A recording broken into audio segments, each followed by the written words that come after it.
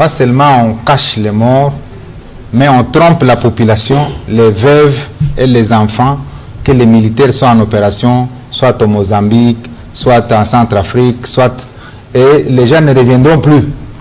Et si quelques Rwandais et Rwandaises peuvent nous écouter ici, il faut qu'ils sachent que nombreux de leurs militaires qui sont venus en République démocratique du Congo ne rentreront plus à Kigali et au Rwanda.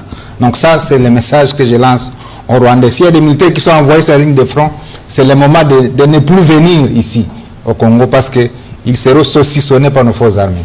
Alors, les 48 heures que ces terroristes ont évoquées, qu'est-ce que ça signifie? En fait, c'est la stratégie de ces agresseurs. C'est que la bataille de Mubambiro et de Sake, sur la colline qu'on appelle Macha, c'est à gauche de la cité de Sake, et sur les 3 antennes, et sur la route qui va vers Kimoka, en allant vers Kichanga, ils ont subi d'énormes pertes. Alors, quand ils annoncent 48 heures comme un ultimatum, c'est une manière de vouloir se reposer pour se réorganiser.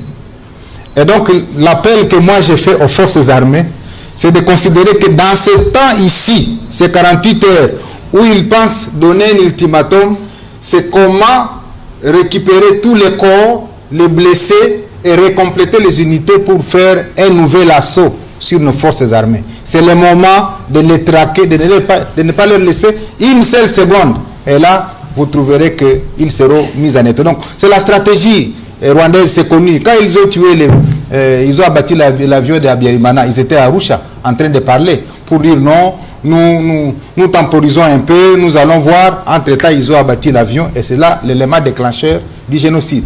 Donc, nous savons leur méthode de travail.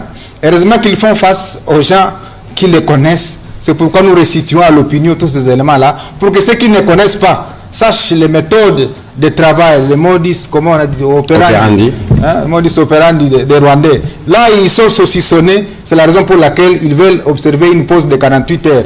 Mais aux forces armées, n'observez pas ça, parce qu'ils veulent créer la peur dans les chefs des forces armées. Il faut ce matin déjà les poursuivre pour les amener beaucoup plus loin, afin de les repousser d'où ils sont venus. C'est le conseil que je peux donner, mon général.